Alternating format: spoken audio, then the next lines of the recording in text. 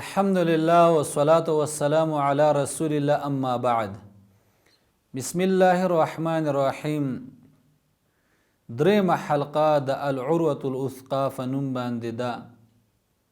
الله رب العالمین فرمایي ولقد بعثنا في كل امة رسولا ان اعبدوا الله واجتنبوا الطاغوت.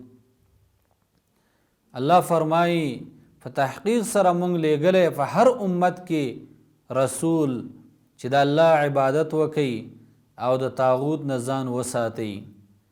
د آیات کې یو څو خبرې ذکر دي. یو دا چې د ټولو انبیاو دین دا یو دی. دویم دا چې د الله تعالی عبادت او بندګۍ ته سړی نشي رسېدلی تر څو پورې چې کفر یې نه کړی په طاغوت باندې.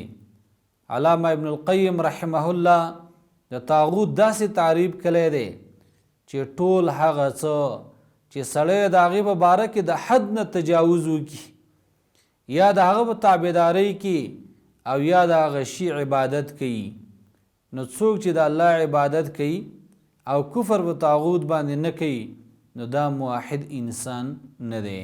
وصلی الله علی خیر خلقه محمد و آله و صحبه اجمعین.